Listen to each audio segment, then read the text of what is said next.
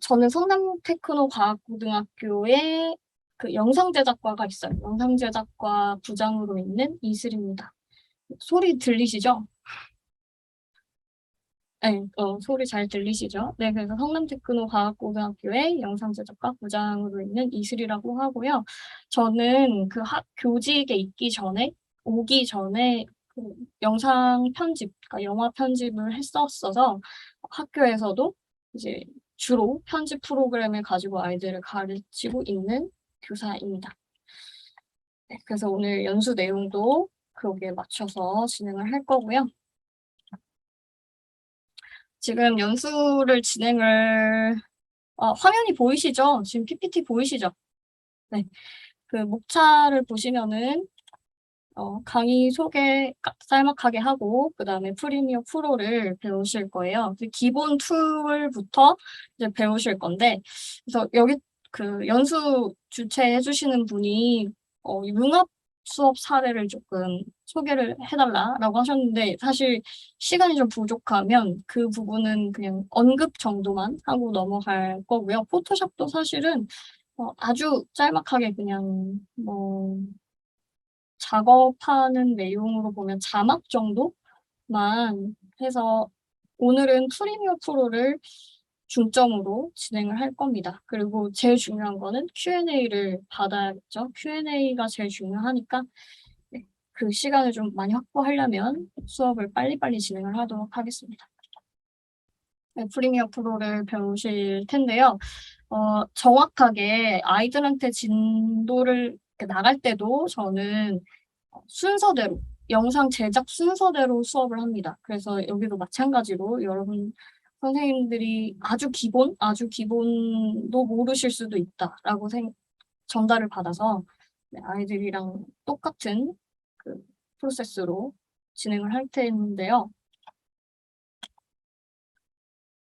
자, 영상 편집을 한다라고 시작을 했을 때 순서는 세팅을 일단 하겠죠. 세팅을 할 겁니다. 프로그램 세팅을 하고 그 다음에 임포트라는 거는 프로그램을 이제 만들 영상을 불러오는 과정을 말합니다. 불러오는 과정을 말하고 그 다음에 그 불러온 자료를 가지고 이제 에디팅을 하겠죠. 편집을 본격적으로 할 테고요.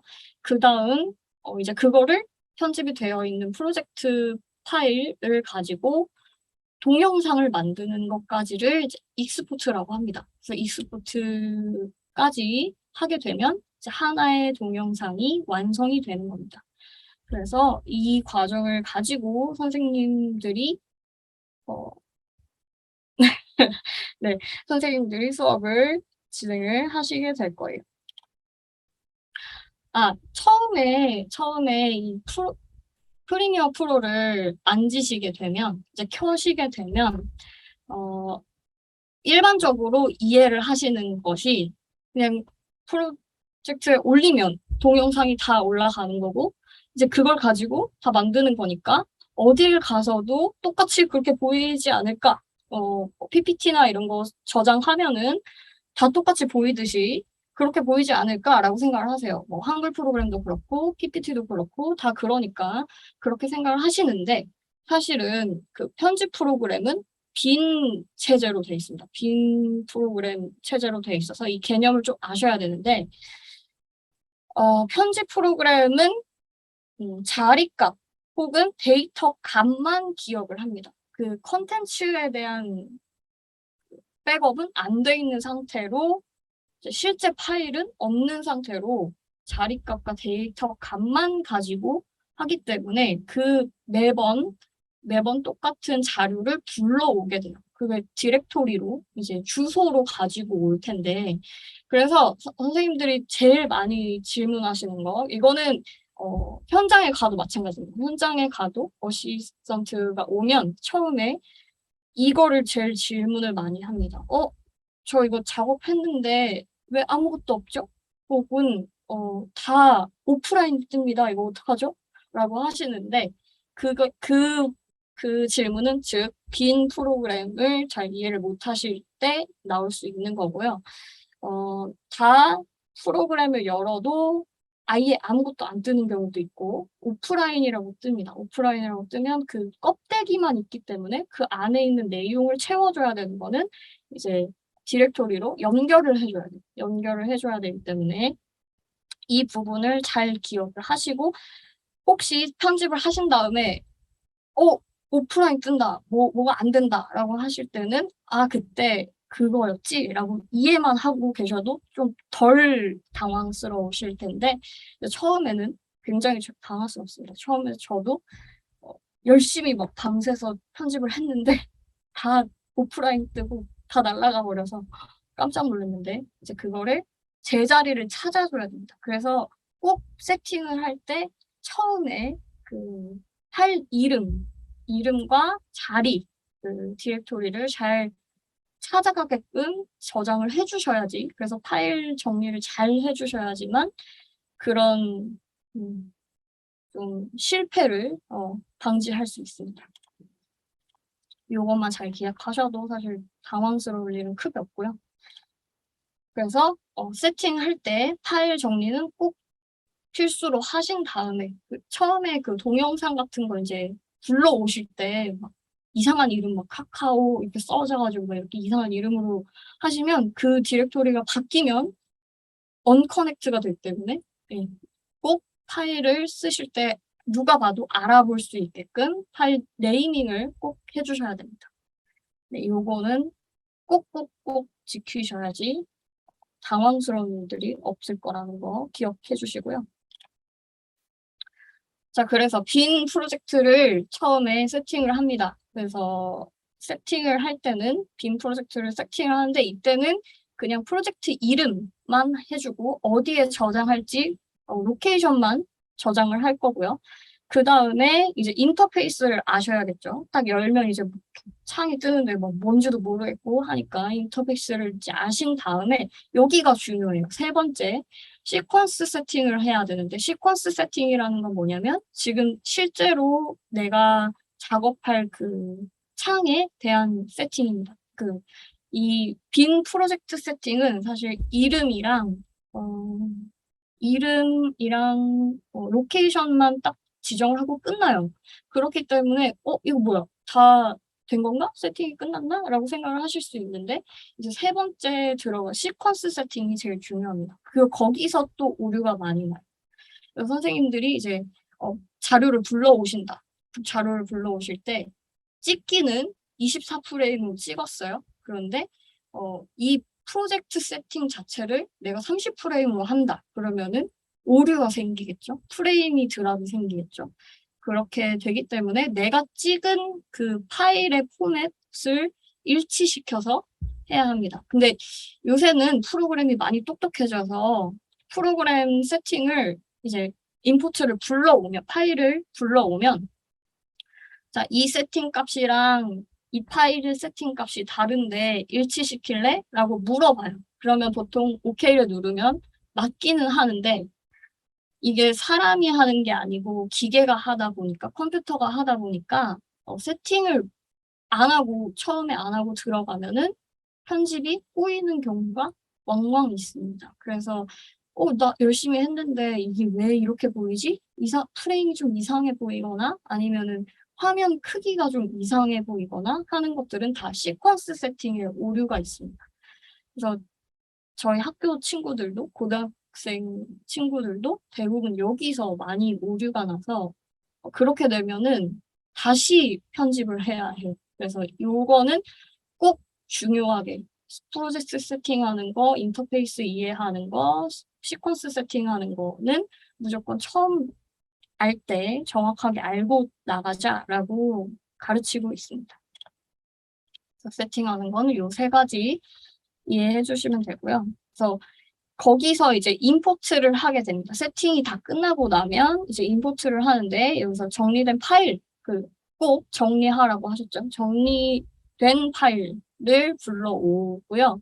그 다음에 이제 대부분 이제 자르고 붙이고 하는 걸 하시겠죠. 자르고 붙이고 하실 때 빠르게 작업하실 수 있도록 단축키 설정을 내 마음대로 할 수 있습니다. 그래서 내 마음대로 단축키를 설정하신 후에 컷 편집을 하고 그 다음에 쓸 수 있는데 또 한 가지 팁은 워크스페이스 자체, 그러니까 공간 자체를 내 마음대로 바꿀 수 있습니다. 그래서 이런 편집을 할 때는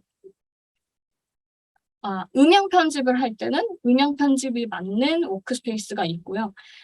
또 컷 편집을 할 때는 컷 편집에 맞는 워크스페이스가 있어서 이제 설정을 다 바꾸실 수 있는데 그걸 잘 모르시면 좀 답답하게 나와 있기 때문에 '아 이걸 꼭 이렇게 봐야 되나?' 라고 생각을 하고 어렵게 편집을 하세요.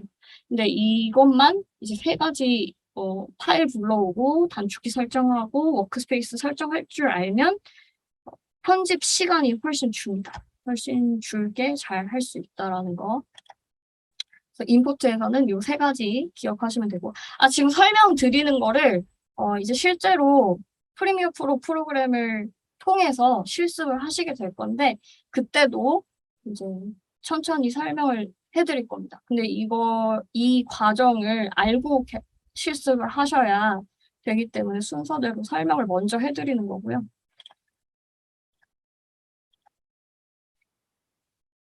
그다음에 이제 컷 편집을 하게 되죠. 에디팅을 하면 처음에는 이제 컷 편집을 한 다음에 그다음에 이제 기본 툴, 그 기본 툴을 알아야지 또 여러 가지 편집을 할 수 있겠죠. 그래서 여러 가지 편집을 할 수 있도록 기본 툴을 이해하게 하게 하는 설명을 해 드릴 거고요.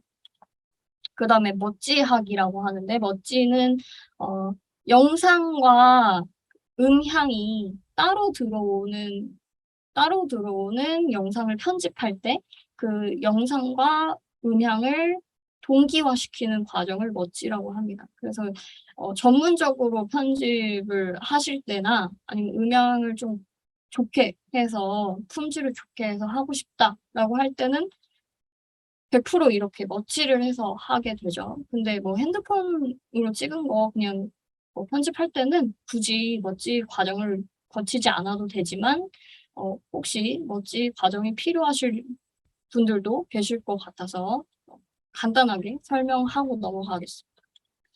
그리고 자막 많이 쓰실 거죠. 이제 편집을 하시면 자막을 많이 쓰실 거예요. 아마 영상을 찍어서 편집을 하시는 경우보다는 기존에 만들어진 영상을 자막 처리해서 쓰시는 경우가 더 많으실 테니까 그 교환 작업하실 때는.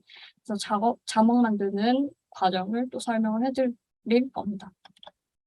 그리고 이제 비디오 편집이 다 끝나면 이제 음향 편집을 하시게 될 텐데 음향 편집은 사실 이것만 해도 2 시간, 3 시간이 모자랍니다. 근데 간단하게 정말 필요한 것만 딱 축약해서 설명을 해 드릴 거예요. 그리고 요 정도만 알면 선생님들이 쓰시기에 편집 음향해서 쓰시기에는 무리 없다라고 하는 내용을 이제 알려드릴 겁니다. 그 이외에는 이제 이펙트를 활용하는 방법. 근데 워낙 그 이펙트가 많아요. 너무 많습니다. 너무 많기 때문에 어느 부분에 뭐가 있다라는 것만 아셔도 쓰실 수 있게끔 설명을 해 드릴 거예요. 그다음에 이제 내보내기, 익스포트 과정을 거치게 되는데 이제 파일을 내보낼 때 어떻게 해야 되느냐를 이제 아시게 될 거고 그다음에 파일 포맷을 설정하는 방법을 또 배우시게 되게 됩니다. 그다음에 이제 이게 중요한데 3 번째가 중요해요. 프로젝트 매니저 활용하기라고 되어 있는데 아까 앞에 제가 설명을 드린 거는 빈 프로젝트를 갖고 가기 때문에 자리값만 굴러갈 수 있다라고 말씀을 드렸죠. 그래서 그러면 그 껍데기 프로그램만 항상 갖고 다니면 컴퓨터를 옮겨야 되는 상황이 되는 거잖아요. 그런 불편함을 이제 방지하기 위해서 어도비에서 이런 프로그램을 활용할 수 있도록 장치를 만들어 놨습니다. 프로젝트 매니저라고 이제 할 수 있는데 그 필요한 파일들, 정보 값들, 실제적인 영상들을 한 군데 묶어서 프로젝트 매니저 파일로 이제 만들어 줍니다. 그래서 그것만 갖고 다니면 그것만 이제 드라이브에 올리면 어디서든 똑같이 편집을 할 수 있도록 그렇게 할 수 있는 기능이고요. 이거는 정말 꼭 기억하셔야 돼요. 이거는 무조건 기억하셔야 되는 부분입니다. 그래서 이렇게 할 거고요. 실제로 실습을 한 후에 이제 융합 수업 사례, 제가 했던 융합 수업 사례를 살짝 설명을 해드릴 거고, 이거는 시간에 따라서 네. 뭐 안 될 수도 있고요. 실습이 길어지면 안 될 수도 있고. 그리고 포토샵 맛보기는 아까도 말씀드렸듯이 자막 관련해서 그 영상에 이제 타이틀 같은 거 집어넣을 때 이제 포토샵 하실 수 있는 부분 그런 것들을 이제 간략하게 알려드릴 텐데 이것도 시간이 허락될지 모르겠어요. 네. 그래서 이 부분 그리고 그다음에 이제 Q&A로 진행을 이렇게 하겠습니다. 수업을. 그래서 본격적으로 이제 프로그램을 다루게 될 텐데요. 미리 공지가 갔을 텐데 프리미어 프로 다 프로그램 갖고 계시죠? 네, 그래서 이제 들어가 주실게요. 네, 프리미어 프로 창이 보이시나요? 지금 공유되어 있는 파일 보이시죠? 그래서 여기서 하나 말씀을 드릴 거는 프리미어 프로는 뭐 포토샵이든 일러스트든 보통은 한글로 프로그램이 깔릴 겁니다. 근데 한글로 보시면 이게 억지로 번역이 되어 있기 때문에 이게 뭔지를 잘 모르게 돼 있어요. 그래서 한글 프로그램으로 까셔가지고 적응을 하시면 사실 거의 대부분 그 편집 프로그램의 소스들이나 그런 것들이 영어로 되어 있기 때문에 충돌이 날 수도 있고요. 그리고 이제 튜토리얼 같은 경우도 다 영어로 설명이 되어 있습니다. 그래서 어디에 무슨 메뉴가 있는지 설명을 하면 알아들을 수가 없어요. 한글로 까시게 되면. 그래서 저는 영어로 까시는 걸 추천을 드리는데 이게 요새는 바뀌어가지고 한글로 깔려져 나오더라고요. 그래서 이거 세팅을 하는 것부터 좀 알려드려야 될 것 같아요.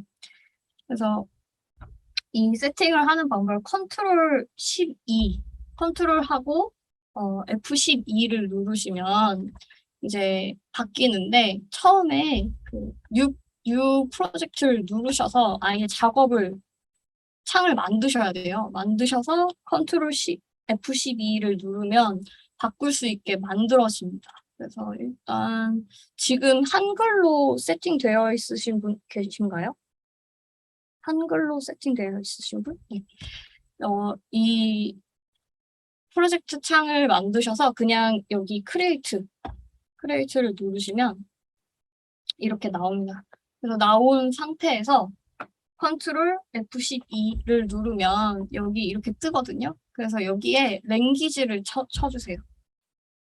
랭귀지를 쳐주시면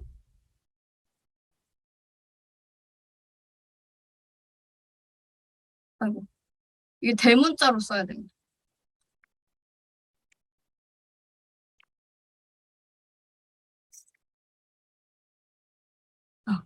어플리케이션 랭귀지가 나올 거예요. 그래서 이거를 코리아로 되어 있는 걸 EN 언더바 대문자 U 대문자 S로 바꾸신 다음에 이제 나가셔서 다시 켜주시면은 이제 영어로 보일 겁니다.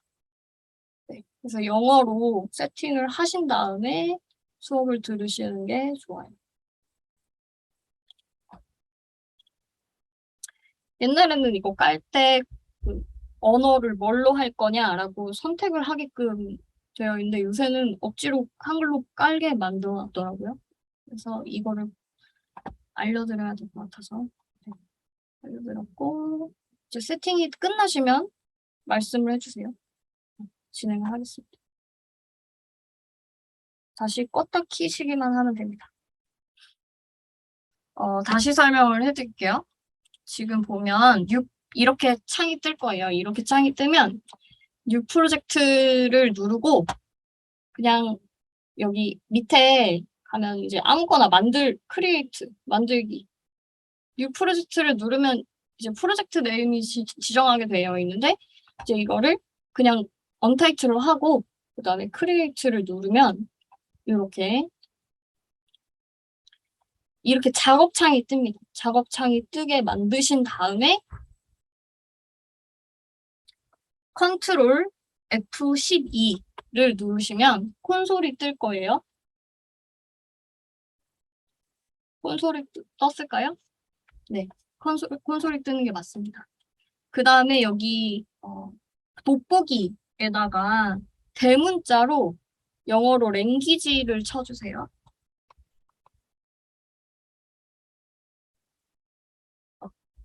렌만 쳐도 이렇게 나와요. 거기에 명령?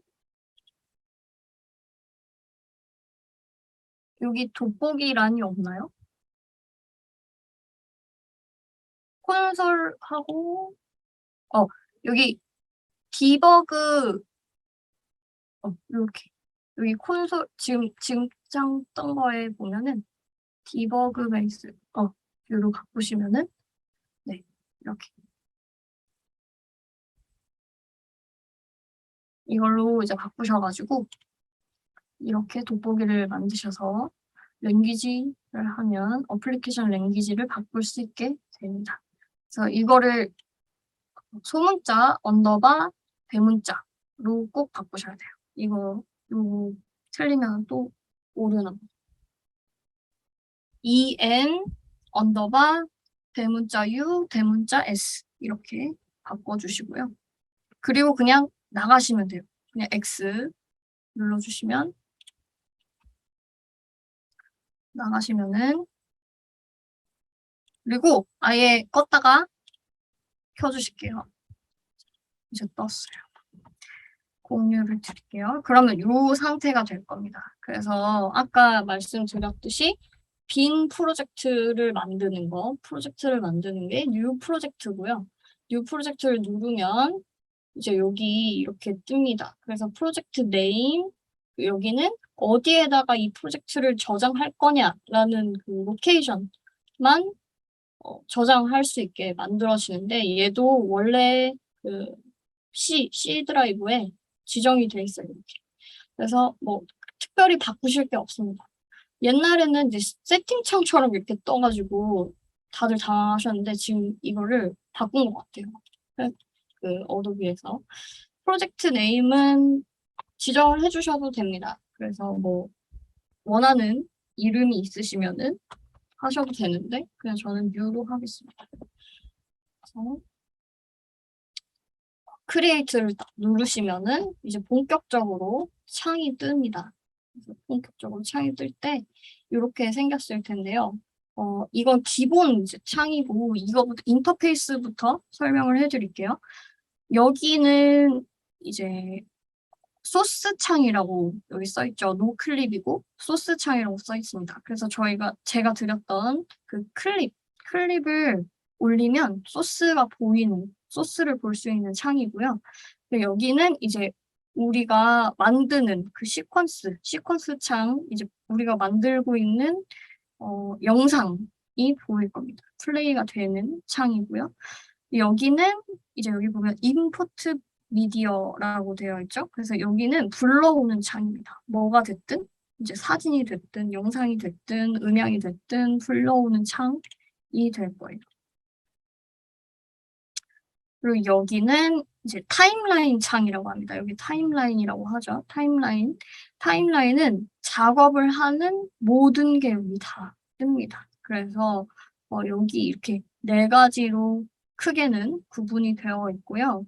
그래서 이것만 잘 아셔도 내가 지금 뭘 하고 있구나를 이해를 하실 수 있어요. 근데 처음에 이렇게 보면은 좀 무서우니까 이게 뭐지? 이렇게 하실 텐데 음, 그냥 그렇게 생긴 거다라고 이해를 하시면 되고요. 근데 채팅창이 갑자기 없어져가지고 네, 일단 진행은 해보겠습니다.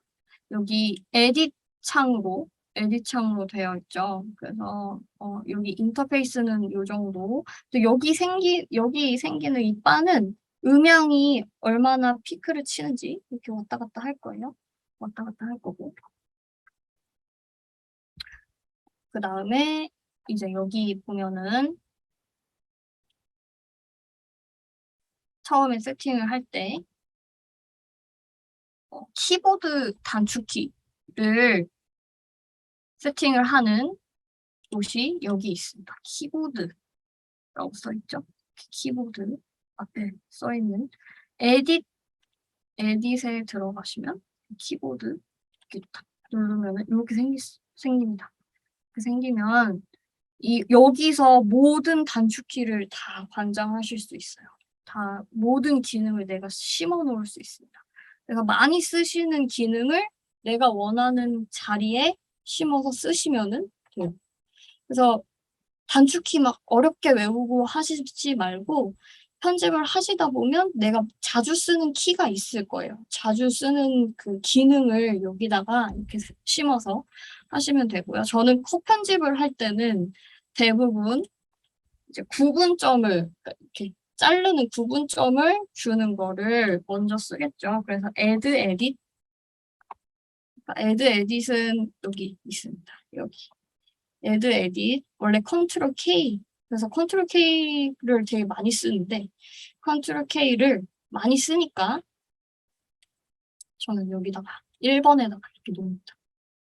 아이들한테도 잊어버리지 말라고 1번이라고 이렇게 해놓습니다. 그러면 여기 컨트롤 K도 살아있고요. 1번으로도 들어갑니다. 이렇게.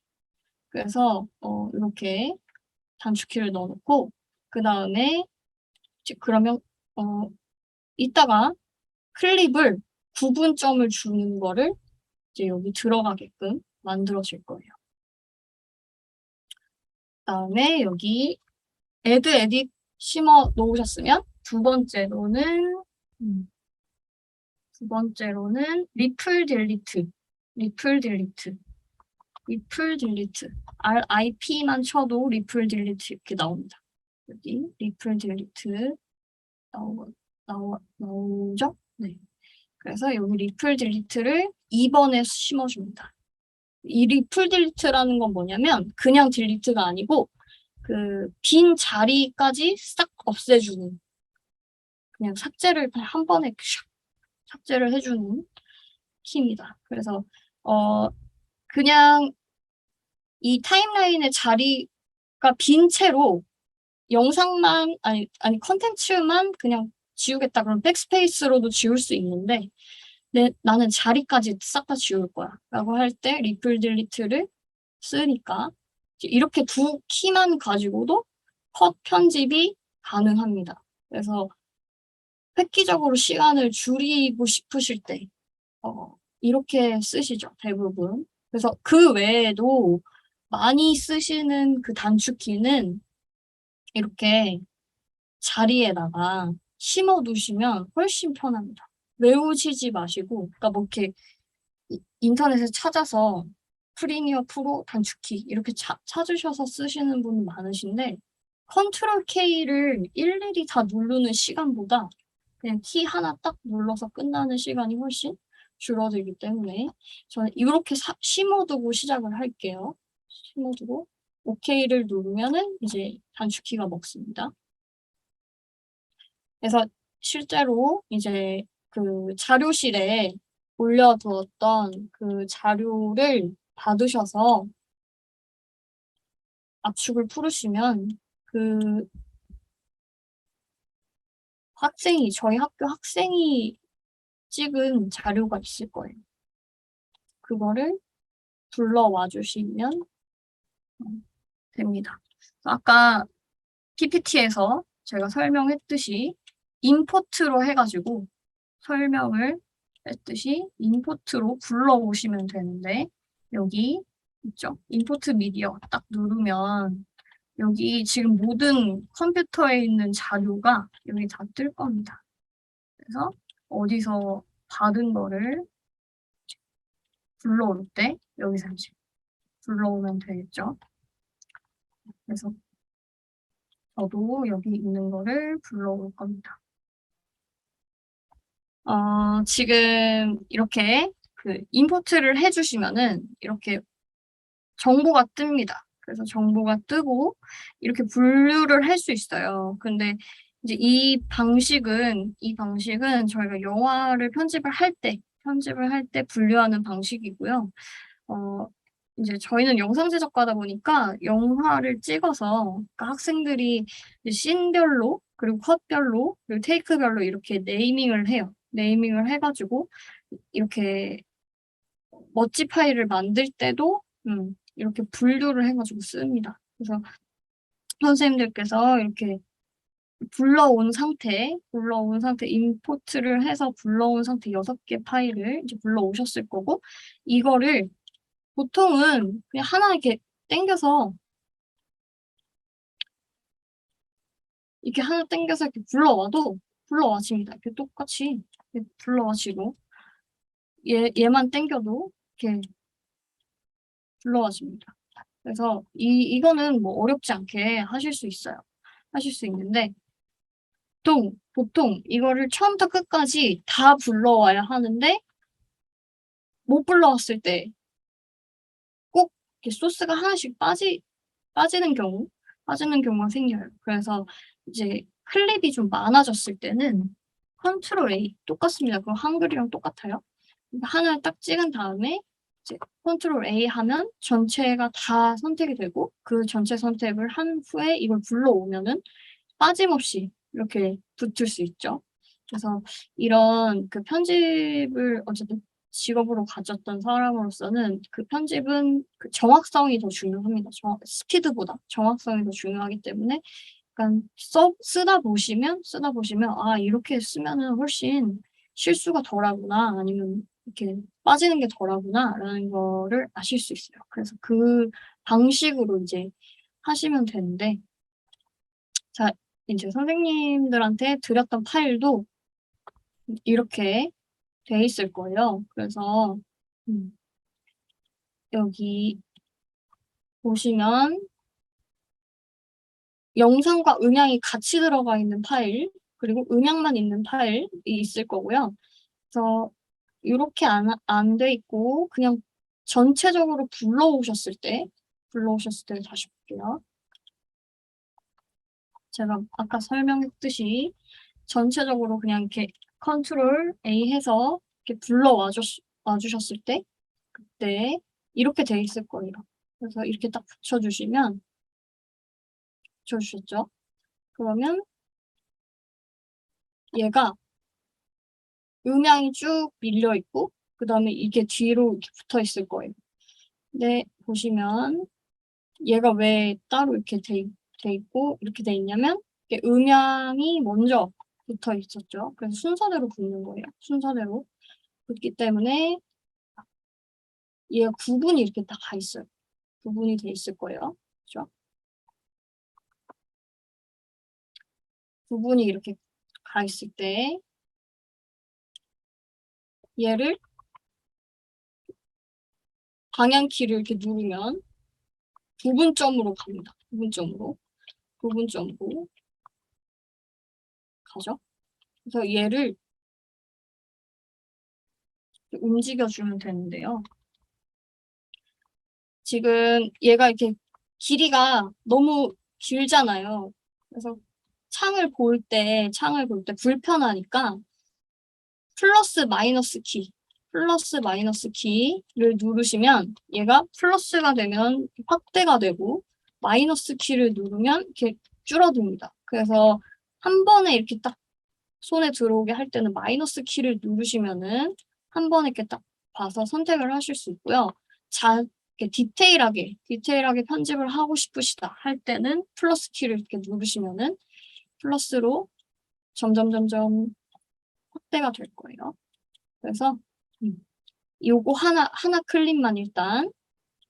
하나 클립만 일단 뒤로 이렇게 밀어보시고 하나만 줄게요. 이렇게 두고 얘가 음향이 3개가 이렇게 있는데 제일 긴 거겠죠? 제일 긴 게 얘가 맞겠죠? 그래서 이 긴 거랑 얘랑 이렇게 맞춰줍니다. 이 자리로 이렇게 해주실게요. 그다음에 얘가 이제 길이가 요만큼 돼 있으니까 얘가 더 길겠죠? 그래서 얘랑 이렇게 맞춰서 주실게요. 그래서 요거는 이렇게 짝을 지어줄게요. 자, 왜 이렇게 하냐면 아까 제가 멋지 파일 한다고 했었죠. 멋지. 맞추는 파일, 맞추는 걸 했는데, 보통 친구들이 그냥 영상을 마이크가 들어가는 영상을 하나 찍고요. 따로 음향을 땁니다. 그래서 얘가 조금 더 음질이 좋을 거예요. 얘가 더 좋은 음질을 이제 가지고 있고, 그 다음에 얘도 음질이 더 좋을 거고, 얘는 그냥 기본 카메라에 있는 그 음향이기 때문에 얘랑 동기화를 시키는 거, 얘랑 이 소리랑 동기화를 시키는 게 멋지 파일입니다. 그래서 일단 얘를 이렇게 선택을 해보면 얘가 따로 떨어지지를 않아요. 그죠? 음향이랑 영상이 같이 이렇게 선택이 돼버려요. 그럴 때는 일단 억지로 떼볼게요. 억지로 떼는 거를 할 텐데 여기 언링크라고 되어 있습니다. 언링크. 그래서 언링크를 하면 얘가 이렇게 떨어져요. 각자 이렇게 떨어집니다. 그래서 얘랑 이 영상 파일이랑 이제 음향 파일이 이렇게 떨어졌어요. 지금 이 상태가 안 되신 분. 이 상태는 다 되셨죠? 이 상태가 되셨으면 이제 멋지를 할 수 있는 상태가 돼요. 그래서 이 두 음성을 이렇게 딱 선택을 하면 얘가 이렇게 됩니다.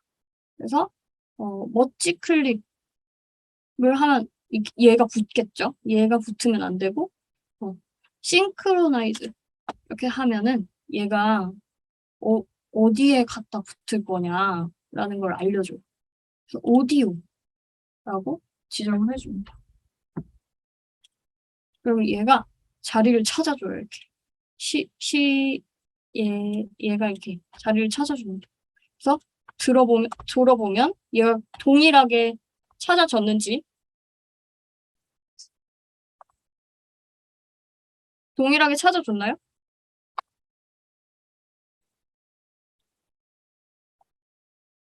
됐나요? 이게 정확하지는 않습니다. 정확도를 갖고 있지 않아요. 근데 이거는 자동으로 쉽게 할 때 이렇게 하는 거고요. 얘가 만약에 이렇게 했는데 안 됐어요. 그쵸? 얘가 했는데 안 됐어. 그러면은 이제 얘를 멋지를 어떻게 해야 되냐 이렇게 딱 해보면 또 자리를 찾아가요.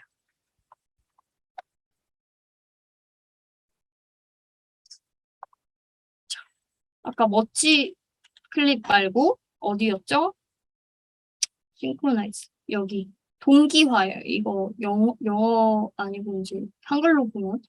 그래서 이거를 해서 채널을 오디오에 동기화를 시키겠다라는 거에서 트랙 채널을 어디를 기준으로 맞출 거냐. 근데 이거는 때마다 달라요. 1번으로 맞출 수도 있고 2번으로 맞출 수도 있죠. 기준을. 그래서 이렇게 선택만 해주시면 그래서 이번에는 2번으로 맞추셔야지 아마 맞을 겁니다. 그래서 이걸 OK를 누르면 얘가 요 소리에 맞춰서 얘를 자리를 옮겨줘요. 그래서 들어보시면 딱 하는 소리가 동기화가 돼서 맞춰졌을 거예요. 슬레이트를 치는 게 이것 때문에 치는 거예요. 슬레이트를 칠 때 여기에 맞춰줍니다. 치는 소리에 얘가 이거를 동기화를 시켜줘요. 근데 만약에 싱크로나이즈를 했는데 안 된다. 그러면은 이게 잘 안 찾아가지고 되게 미세하게 안 맞았다. 라고 할 때는 이 파형을 보시면 이렇게 보여요. 파형에 맞추셔야 돼요. 그래서 이 기능이 생기기 전에 제가 어시 할 때 이거는 일일이 사람이 손으로 합니다. 일일이 사람이 손으로 해서 이게 엄청난 노동력을 요하는 작업이에요, 사실은. 근데 이게 어도비에서 이렇게 해주다 보니까 사람들이 훨씬 편해졌겠죠? 그래서 이게 완전 똑같이 딱딱딱딱 보면 이렇게 딱 치는 피크점이 있어요. 그래서 거기랑 맞춰주는 건데 픽점에 맞춰서 얘랑 동기화를 시켜주는 거. 그래서 이걸 잘라주겠죠. 보통은 얘를 자르고 얘를 이렇게 잘라주고 그 필요한 부분만 이렇게 쓰겠죠. 그래서 얘가 진짜 얘는 가짜였잖아요. 얘는 가짜 음향이고 뭐가 진짜였죠? 얘가 진짜였으니까 얘랑 얘를 이렇게 올려서 얘를 합쳐주는 거예요. 그래서 멋지 클립을 만들어주는 거예요. 멋지 클립 돼 있죠? 멋지 클립 이렇게 이름이 알아서 멋지드라고 바뀌어요. 그래서 OK를 누르면 얘가 멋지 클립이 생겨요. 이렇게 임포트 창에 생깁니다. 자, 이거 다시 해드릴게요. 자, 요게 지금 아까 따로 떨어져 있는, 그래서 동기화시킨 파일, 이렇게 있고요. 그 상태에서 얘가 똑같이 올라가야겠죠? 얘가 진짜 가짜고 얘가 진짜니까 얘를 이렇게 똑같이 올려주시면 얘도 붙어요. 그래서 얘를 보통은 이렇게 지워주죠. 그래서 요 상태가 됐을 때 얘 언링크였잖아요. 언링크 되어 있는 거를 이렇게 억지로 붙여주겠다라고 하는 거를 멋지 클립이라고 합니다. 여기 동기화 바로 밑에 있었던 멋지 클립 눌러주시면 얘도 이렇게 나와요.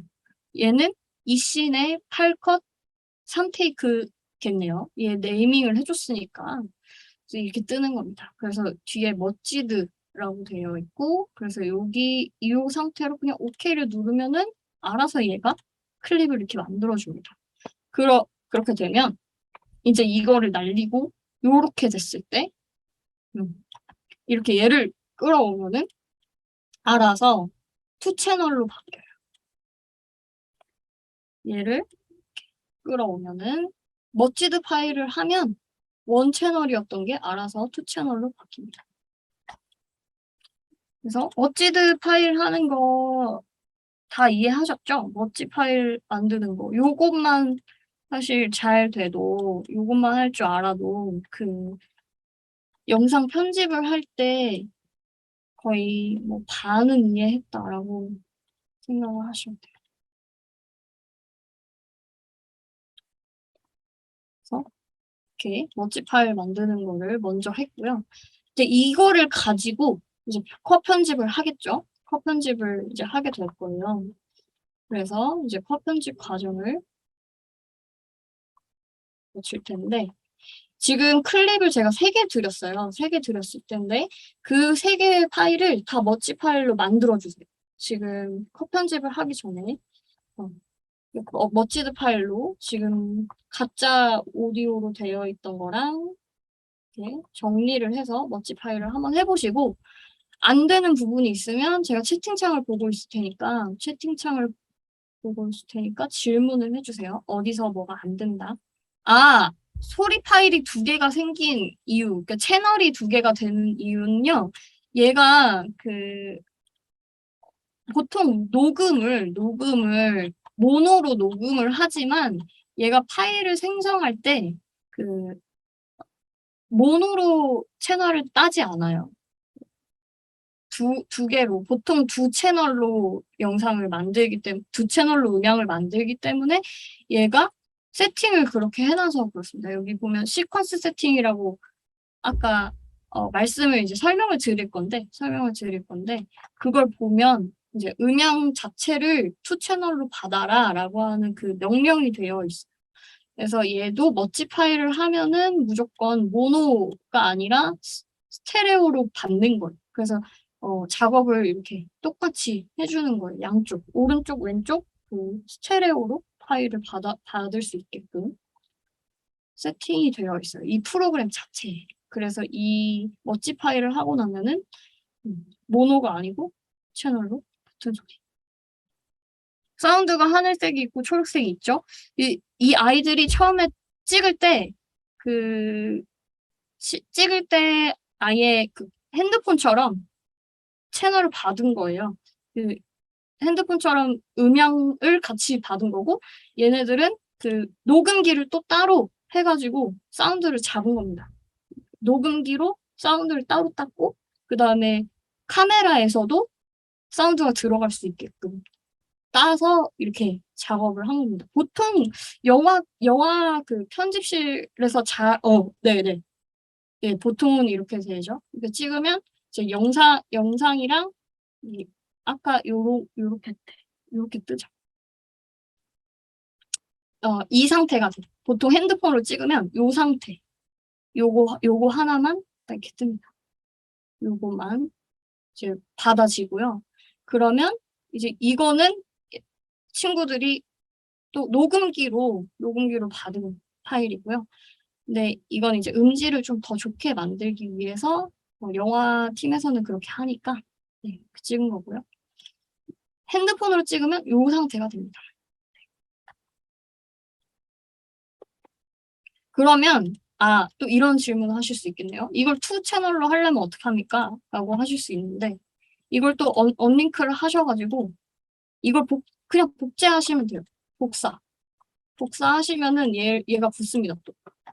그렇게 해서 2 채널로 또 만들 수 있어요. 얘가 1 채널이 됐을 때 2 채널로 또 하실 수 있는데 얘를 끄고 얘를 복사해서 2 채널이 됐을 때 얘를 붙일 수 있죠. 얘도 이렇게 복사해서 붙일 수 있습니다. 뭐 채널 자체 하나만 따서 얘를 이렇게 무한으로 이렇게 쭉쭉쭉쭉 붙일 수 있어요. 그냥 이거 복사 붙여넣기. 네, 이제 여기 채널을 선택을 해야죠. 그러니까 붙일 자리를 선택을 해서 쭉쭉쭉 붙이면 됩니다.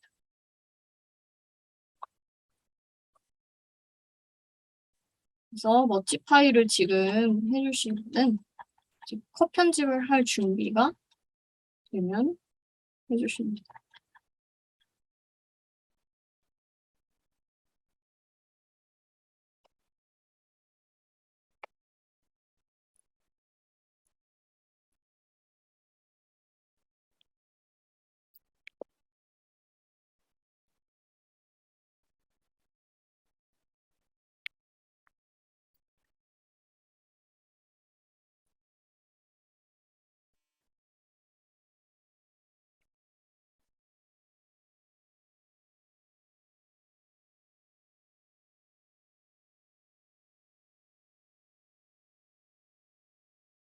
다 안 지우셔도 돼요.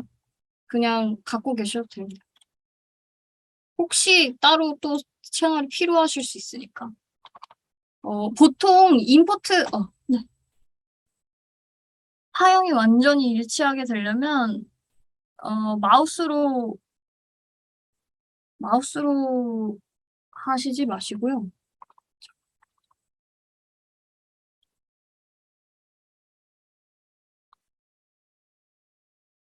자, 이렇게, 네, 마우스로 하시면은 어렵습니다. 그래서 만약에 얘가 이렇게 있다. 그랬을 때, 자, 이렇게, 지금 제가 하는 거대로 보여드릴게요. 얘가 링크를 해서 얘를 싱크로나이즈를 했을 때 2 채널로 해서 얘를 맞췄습니다. 근데 얘 자리를 이제 옮겨줬죠. 그래서 얘를 만약에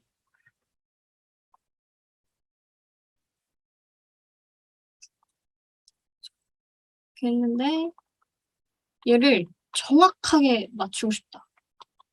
라는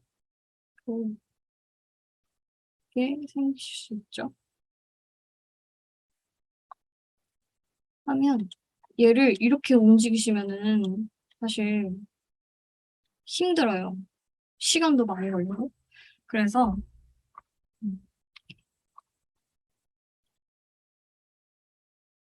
얘 자리를 얘가 이렇게 여기 가잖아요, 지금. 인디케이터를 보세요. 막대를 보세요. 막대가 이 자리에 있으니까 지금 이렇게 가면은 얘가 이렇게 가면 되는구나 라고 아시겠죠? 그래서 이 자리로 갔을 때 얘 자리를 이제 요 자리로 갔을 때가 맞아야 되겠다라고 하면 요 부분을 보통 픽점 전에는, 그러니까 슬레이트를 치기 전에는 필요가 없는 사운드이기 때문에 여기 보면은 이 자리로 가야 될 때, 그래서 이 부분을 이제 이 자리로 이렇게 알려줍니다. 그래서 이 부분을 잘라줘요. 이 부분을 얘 선택해서 아까 자르는 거 알려드렸죠? 그래서 잘라주면 이 자리랑 얘랑 맞추면 되는 거죠. 그래서 이 자리도 또 이렇게 지정을 해주면 얘가 알려줍니다. 그래서 이렇게 얘랑 인디케이터랑 맞아주면 얘는 맞추는 거는 쉬워요. 이렇게 알려줘요. 이 자리 지금 회색 보이시죠? 자리 맞추는 거. 그래서 이렇게 맞춰주면 훨씬 쉽습니다. 마우스로 그냥 왔다 갔다 하는 것보다는. 근데 보통 인디케이터로 정확하게 보고 편집하는 게 훨씬 쉽습니다. 편집할 때. 영상 부분이랑 음향 시작 부분이랑 맞지 않으면 일단 냅두나요? 아, 시작 부분이랑 음향 부분이 안 맞으면 네네 그냥 얘가 만약에 일치를 시켜줬으면 얘랑 이 사운드랑 얘 사운드가 달라도 일치되는 지점만 맞으면 상관없습니다. 이 일치되는 지점만 맞아주면 그러니까 이런 상황이 왜 생기냐면 카메라를 먼저 켜요. 그래서 음향을 받고 있죠. 받고 있는데 음향은 나중에 버튼을 누르면은 시차가 생기겠죠. 그래서 시작 부분이랑 뒷부분 뭐 이렇게 음향을 따는 부분이 달라질 수밖에 없습니다. 그래서 그 부분을 이제 기준점이 되는 게 슬레이트 친 부분이라고 생각하시면 돼요. 이렇게 맞춰줘야 되는 부분이 슬레이트 친 부분이다라고 이해하시면 돼요. 그래서 지금 질문해 주신 거는 말씀드렸고요. 그다음에 질문 맞춰서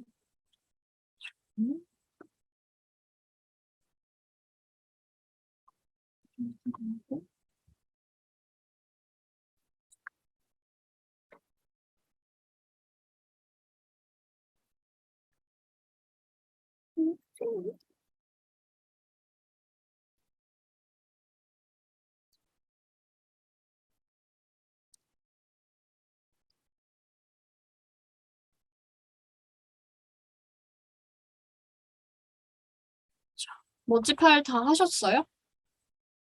다 맞추셨죠? 음.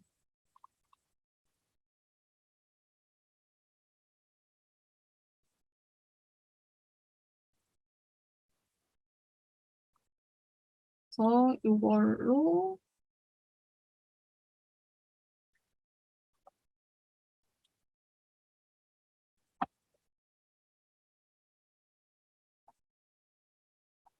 멋지 클립을 만들면 이제 이 작업한 거는 지우셔도 상관없어요. 이거는 작업한 거는 상관없고 클립은 웬만하면 안 지우시는 게 좋습니다. 그래서 요거 세 가지 이제 우리 멋지 파일 작업한 세 가지만 이렇게 불러오면은 깔끔하게 할 수 있죠. 그래서 요걸 가지고 이제 편집을 하게 되는 거예요. 보통은 이제 요 작업까지 이제 준비 작업이라고 보면 되고요. 이 작업을 가지고 이제 작업하는데 이게 뜨신 분들도 있고 안 뜨신 분들도 있을 건데 시퀀스 클릭 다음에 시퀀스 창으로 가시면 시퀀스 세팅이 있습니다. 아까 중요하다고 그 PPT에서 말씀드렸던 거 시퀀스 세팅을 들어가시면 이렇게 많은 정보들이 있어요. 많은 정보들이 있습니다. 그래서 이거를 이제 맞춰주시는 건데 어디를 기준으로 맞춰주시는 거냐 이거는 찍으신 그 정보대로 맞추시면 돼요. 그러니까 카메라 세팅을 하셨던 그대로 그러니까 카메라 세팅이 만약에 뭐 24프레임이다.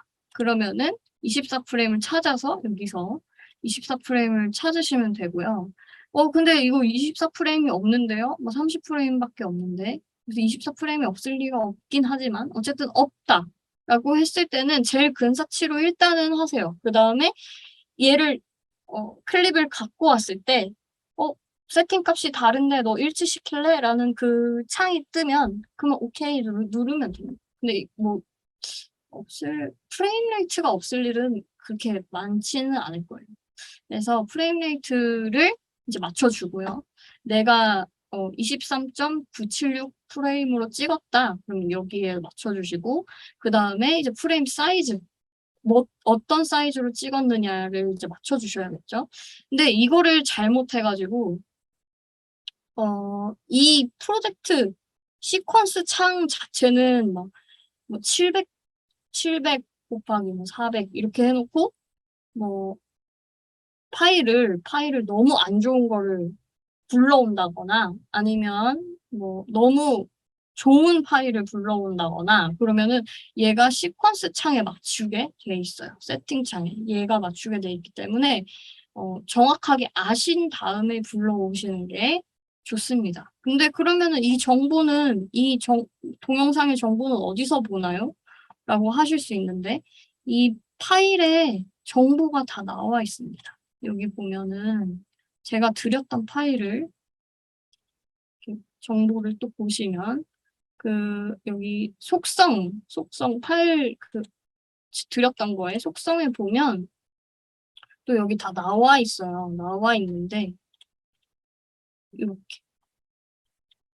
지금 공유를 해드릴게요. 잠깐만요. 파일 이 세팅 창을 제가 보고 있는 창을 공유를 해봐 드릴게요.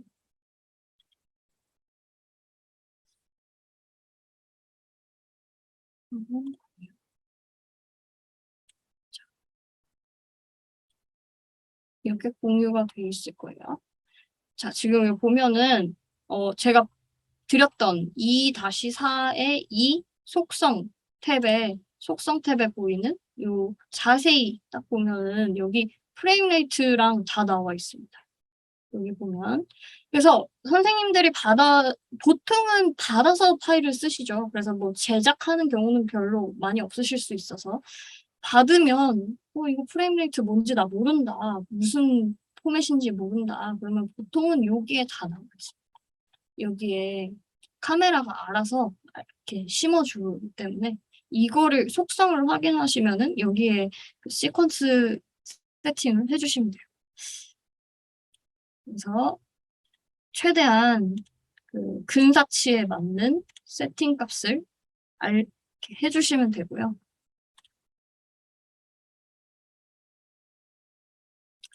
다시 프리미어를 보여드리겠습니다. 그래서 여기 보시면 이렇게 시퀀스 세팅 자체가 좀 중요해요.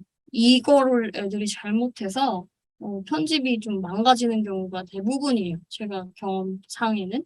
그래서 이런 세팅창 자체를 잘 알고 계시면 편집하는 데는 그렇게 무리가 없다. 시퀀스 창이 더 중요하다라고 생각을 하시면 되고 지금은 사실 제가 드렸기 때문에 거기에 맞춰서 그냥 해주시면 되고요.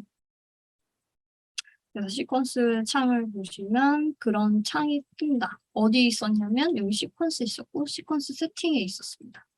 그래서 이걸 들어가시면은 여기서 해주실 수 있고요. 그 다음에 이제 단축키 아까 알려드린 것처럼 실제로 선생님들이 제일 많이 쓸 기능을 이제 할게요. 자, 탁 치고 얘랑 안 맞죠, 지금.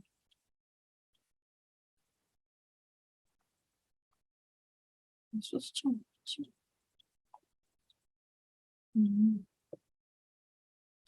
이렇게 된 김에 워크스페이스를 설명을 해드릴게요. 지금 약간 워크스페이스가 어긋났으니까 워크스페이스를 설명을 해드리면 지금 제가 인디케이터를 만졌는데도 얘가 이제 모니터 백이 안 됐어요. 여기가 모니터가 이제 안 돌아갔어요. 그죠?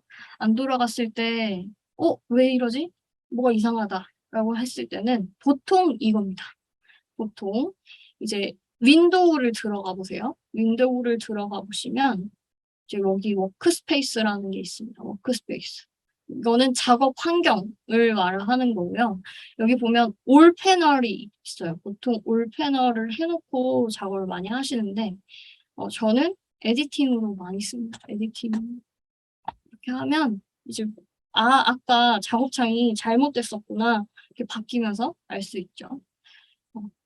에디팅을 이거는 모르겠어요. 회사에서 제일 편집하기 쉬우라고 만들어 놓은 툴 같은데 이거를 많이 쓰고요. 혹시 뭐 오디오 편집을 내가 하겠다. 그럼 오디오 패널로 바뀌어요. 오디오 패널로 바뀌어서 오디오가 더 자세히 보이게끔 이렇게 해주죠.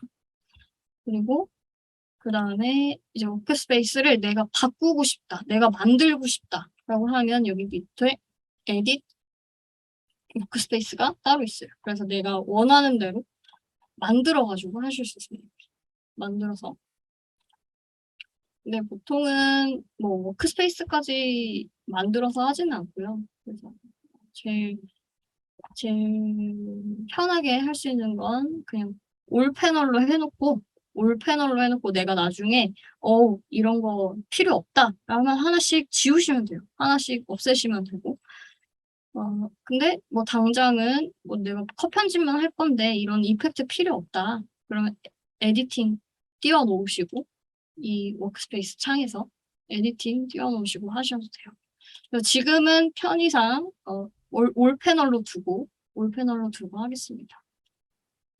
그래서 이렇게 지금 아까랑 다르게 얘 인디케이터라고 하는데 이 막대기를 인디케이터라고 해요. 인디케이터가 가는 그 방향대로 보여주고 있습니다.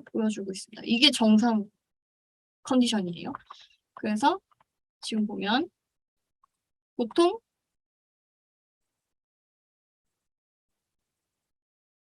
확 치고 이렇게 빠지죠. 그러면 우리가 쓸 부분은 이제 연기를 하는 거니까 레디 액션 하면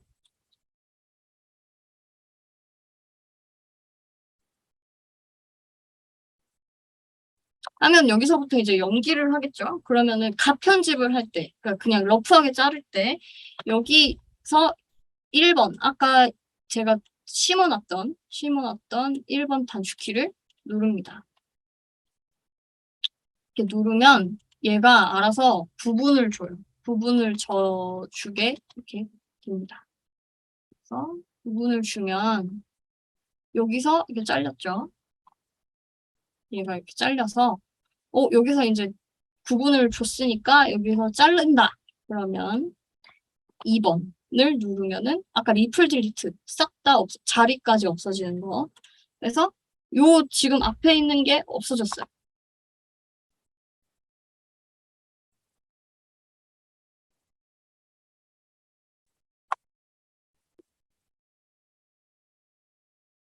바로 간다고 했으니까 여기서부터 이제 쓰겠죠.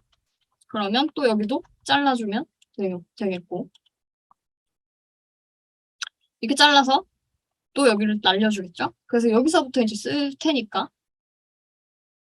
액션 하고 난 다음에 너무 틈을 안 줬어요. 그러면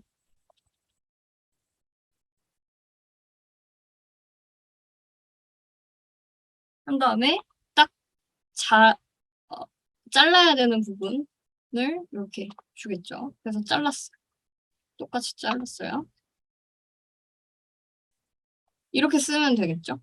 그러니까 컷 편집 과정을 시간을 획기적으로 줄일 수 있는 방법은 단축키를 심으셔서 자르는 방법.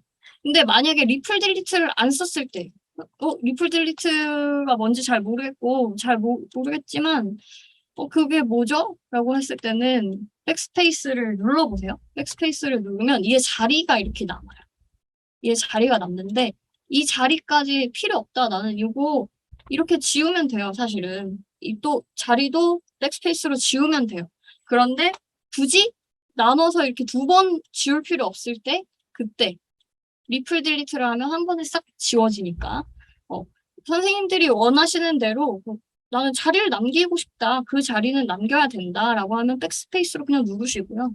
이건 단축키까지 필요 없는 거니까 백스페이스 누르시고 그 자리 필요 없다. 그러면 리플 딜리트로 하셔가지고 컨텐츠를 이렇게 슉슉슉 빠르게 하시면 됩니다.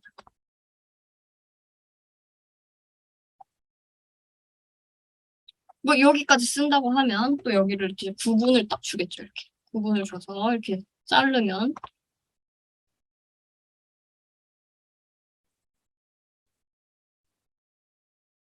또 여기 부분을 줄 수 있고 내 마음대로 이제 어디서 어디 부분을 쓸지 이렇게 영상까지 지워주세요. 언링크를 해야 하나요? 네네 이거는 멋지를 했기 때문에 싹 다 지워지는 거예요.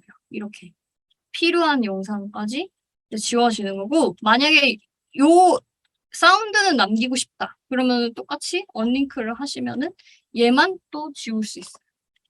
이렇게 선택해서 백스페이스로 그때는 백스페이스로 지우시면 돼요. 이렇게 지우시면 됩니다. 백스페이스로 언링크를 하고 백스페이스로 지우시면 돼요. 이 키의 작동을 하는 거는 메커니즘은 똑같아요. 똑같은데 이제 어떻게 내가 쓰느냐는 이제 좀 머리를 이렇게 쓰면 더 편하구나. 그거를 이렇게 좀 응용을 하셔서 쓰시면 돼요. 리플 딜리트를 쓰실 건지 아니면 백스페이스를 쓰실 건지 언링크가 필요하면 언링크로 쓰실 건지 아니면 뭐 합쳐서 작업을 하실 건지 그래서 이렇게 똑같이 지금 보면 얘도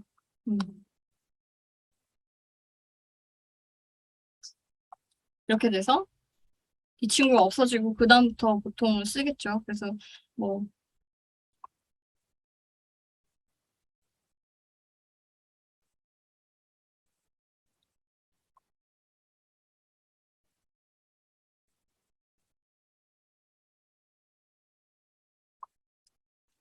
액션을 안 했네요. 그래서 여기서부터 보통은 이렇게 쓴다고 하면 여기도 이렇게 잘라주고 날리면 되겠죠. 그래서 지금 러프하게 그냥 컷을 잘라볼게요. 선생님들도 한번 이렇게 세 컷을 원하시는 부분만 이렇게 편집을 해보세요. 편집을 해보시고 원하시는 부분을 붙여서 익스포트 할 수 있는 그 상태만 만들어 놓으시면은 제가 또 영상을 뽑는 방법을 알려드리겠습니다. 제가 이렇게 그냥 이 내용과 무시를 하고 이렇게 영상을 이어놨어요. 이어놓고 이제 영상을 만들었다라고 생각을 하시면 이제 작업을 다 하셨어요. 그러면 여기를 이제 뽑으셔야 되겠죠? 이걸 영상을 뽑으실 때는 두 가지 방법이 있어요. 두 가지 방법. 내가 원하는 부분만 영상을 뽑겠다라고 하는 거는 이제 I 키를 누르시면 이제 이 인점이 잡힙니다. 들어가는 지점, 인점이 잡히고 아웃 O, 영어 O를 누르시면 이제 아웃이 잡혀요. 여기서 인, 아웃을 잡으신 다음에 그 다음에 컨트롤 M을 누르시면 컨트롤 M을 눌렀죠. 그러면 이런 창이 뜹니다. 이런 창이 뜨는데 이런 창이 뜬 상태에서 지금 보면 이 뽑히는 파일의 이름, 파일 이름, 그리고 여기는 어디에다 저장을 할 건지, 어디다가 영상을 뽑아줄 건지가 이렇게 뜰 거고요. 그래서 저는 바탕화면에 일단 해볼게요. 그리고 여기 보면 이 세팅 창이 중요해요. 여기 또 요 세팅 창이 중요합니다. 요 세팅 창은 매치 소스. 지금 소스랑 일치해서 똑같이 뽑아줘라. 하지만 여기 하이 퀄리티, 이런 비트레이트, 하이로 해가지고 뽑아줘라. 근데 보통은 이걸 제일 많이 쓰니까 여기 제일 위에 있겠죠. 그래서 이렇게 해서 고화질로, 고품질로 뽑아줘라라고 하는 거고요.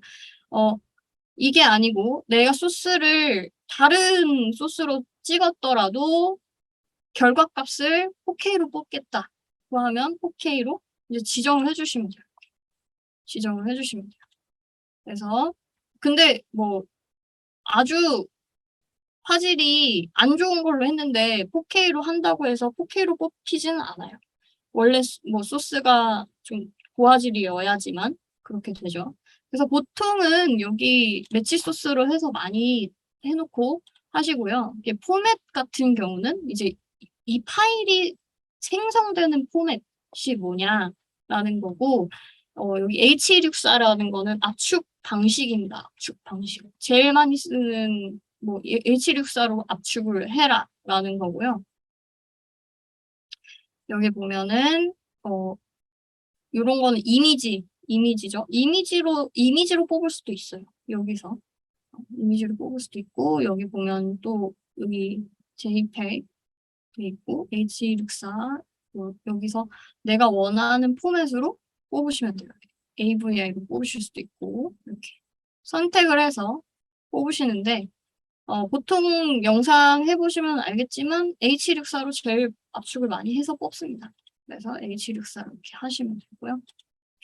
여기 매치 소스를 해버리면은 여기 이렇게 매치 소스가 들어가면서 얘랑 이렇게 매치되게끔 바뀝니다. 근데 뭐 그게 아니라 내가 원하는 게 있다 그러면은 바꾸실 수 있죠. 여기 매치 소스가 아닌 다른 포맷으로 바꾸실 수도 있죠. 그래서 여기도 이렇게 바뀌실 수도 있어요. 오디오도 어떻게 뽑느냐에 따라서 스테레오 뽑냐, 뭐 모노로 뽑냐 그런 거죠.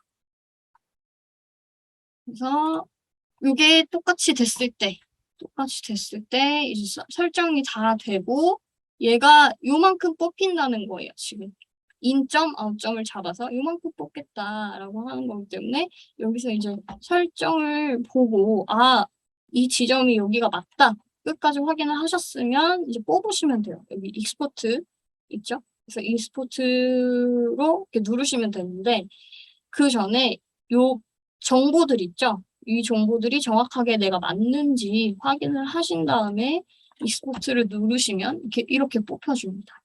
알아서 이렇게 렌더링을 해줘요. 네, 확장자는 이제 확인을 하시면 H64로 하면 이렇게 뽑아줍니다. 네, 여기 확장자는 보통은 이렇게 보시면 보통은 MP4로 뽑히죠. 이렇게 H64로 하면 보통 MP4로 뽑힙니다. 그래서 뭐 무서워하실 거 없고요. 익스포트 하실 때 그냥 다 눌러보시고 어떤 확장자로 되는지 뭘로 되는지 해보시면은 제일 빨라요. 해보시면 제일 빠르고 보통 제가 지금 알려드리는 거는 보통의 그 컴퓨터에서 무리 없이 돌아가는 포맷이라고 생각하시면 되고요. 아까 퀵타임 있었는데 그거는 이제 애플에서 맞는 포맷 타겟으로 이제 만든 거기 때문에 그렇게도 쓰실 수 있고 그래서 뽑으실 때 어떤 포맷으로 뽑으실 건지 정확하게 보시고 뽑으시면 됩니다. 그래서 그냥 정말 간단하게 정말 다 이렇게 처음부터 끝까지 영상을 불러와서 편집하고 뽑는 것까지 간단하게 이렇게 알려드렸는데 이것도 사실은 시간이 생각보다 오래 걸려요. 이건 정말 아무것도 아닌데. 그래서 이펙트를 조금은 좀 더 설명을 해드려야 될 것 같아요. 이거는 간단하게 정말 컷 편집만 하는 거라서 이펙트 부분을 좀 설명을 해드릴 건데, 이펙트는 워낙 너무 다양해서, 창을 어디에 있는지, 뭐가 있는지를 알려드릴게요. 그러면 이제 적용을 해보시면 또 되니까. 그래서 이펙트 창을 알려드릴게요. 여기 올 패널로 가면 올 패널로 한번 바꿔보실게요. 아까 워크스페이스를 올 패널로 바꾸시면은 옆에 이펙트 창이 뜹니다. 이펙트 창이 떠요. 그래서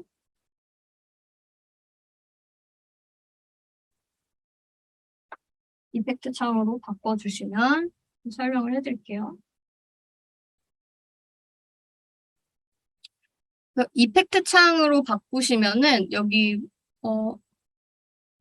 오디오 이펙트, 오디오 트랜지션, 비디오 이펙트, 비디오 트랜지션이 이렇게 뜰 거예요. 여기 창에 보시면 이렇게 보이시죠 지금? 그래서 제일 많이 쓰는 거는 비디오 트랜지션. 이제 디졸브를 만약에 넣겠다라고 하면 디졸브가 뭐냐면요.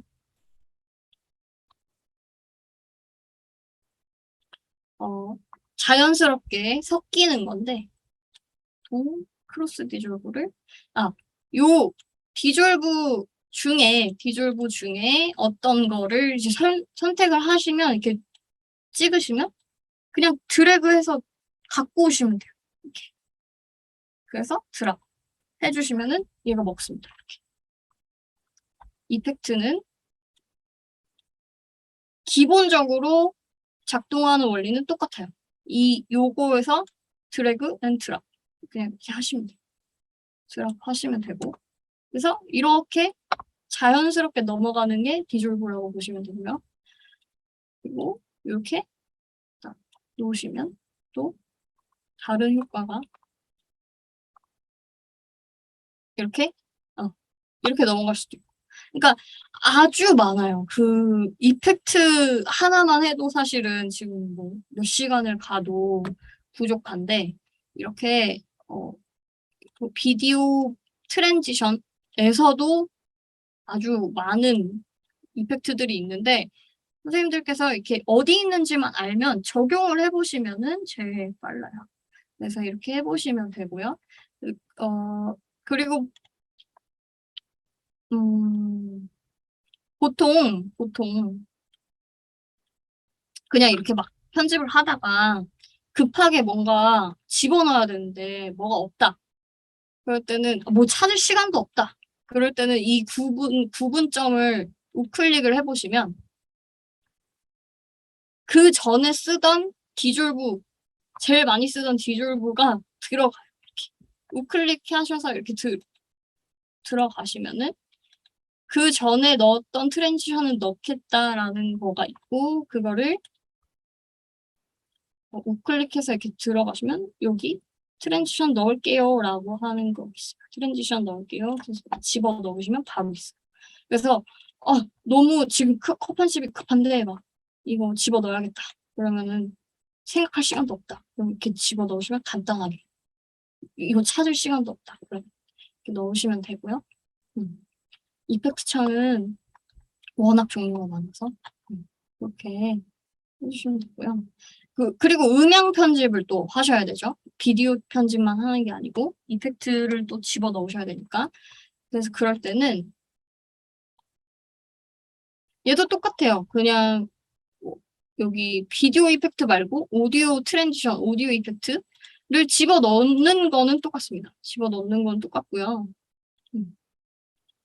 이렇게 넣어가지고 작업을 하면 되는데 얘는 조금 더 해야 될 것들이 있어요. 그래서 여기 이렇게 뜨면 여기 이렇게 떠요, 창이. 이펙트 창을 이렇게 갖고 가면 창이 뜨면은 여기서 이제 우리가 조율을 해줘야 돼. 레벨이라든지 듀레이션이라든지 이런 것들을.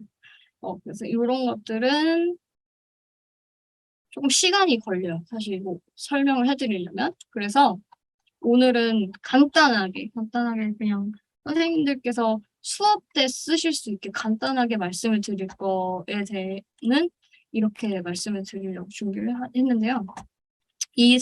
이거를 이제 선택을 하세요. 음향을 선택을 하신 다음에 대괄호를 누르시면 지금 변화가 없지만 크기가 줄어들고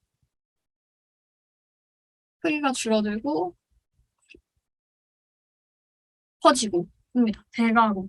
엔터 바로 옆에 있는 대괄호를 누르시면은 이게 작동이 돼요. 근데 지금 변함이 없을 거예요. 보이는 건 변함이 없지만 들으실 때는 차이가 있습니다.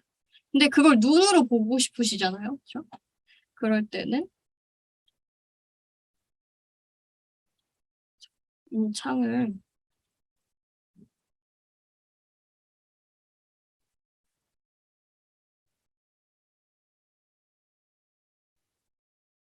선택해서 들어갔을 때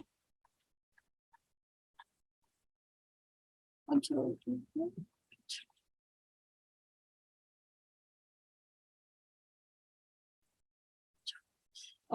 Alt 키를 누르고 Alt 키를 누른 상태에서 여기 요 부분을 이제 휠로 돌리면 이게 커집니다. 이렇게 창이. Alt 키를 꼭 누르신 다음에 이거를 이렇게 돌리시면 커져요. 얘 상태가 되죠. 얘도 똑같이 음향도 똑같이 상태가 이렇게 돼요. 지금 키워보시면은 이렇게 키워보시면 커질 거예요. 커진 상태에서 이 핀셋 같이 생긴 펜 같이 생긴 거를 이렇게 누르시면 지점이 이렇게 찍힙니다. 지점이 이렇게 찍혀요. 점점점이 생깁니다. 그래서 얘 점을 이렇게 하시면 이 음향이 조절이 돼요. 이렇게 음향이 조절이 되고요. 얘도 원하는 대로 이렇게 음향이 조절이 돼요. 그래서 이 핀셋 가지고만 하셔도 사실은 음향 조절을 아주 디테일한 것까지는 필요 없으니까 이렇게 하실 수 있어요. 그래서 내가 원하는 부분에서 키우겠다. 그럼 이렇게 이 페이드인 되는 원리거든요. 페이드인, 페이드아웃 하실 수 있고. 자, 이런 상태에서 대괄호를 한번 눌러보면은 이렇게 움직일 거예요. 대괄호를 눌러보시면. 아까는 아무 움직임이 없었던 애가 대괄호를 늘리고 줄이고 할 수 있는.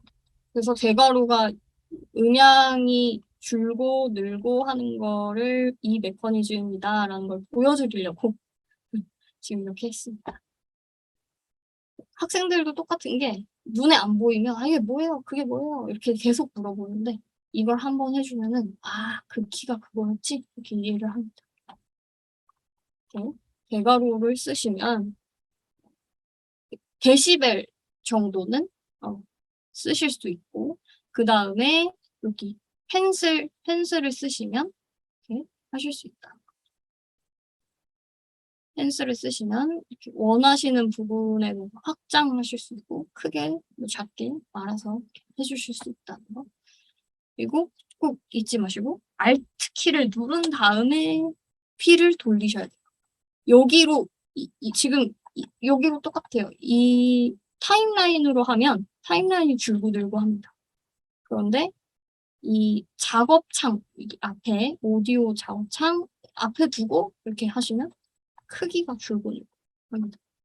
그래서 이것만 아셔도 사실 음향 편집하는데 그 수업 자료 만드실 때는 충분히 쓰실 수 있어요. 이렇게 편집을 해주시고요.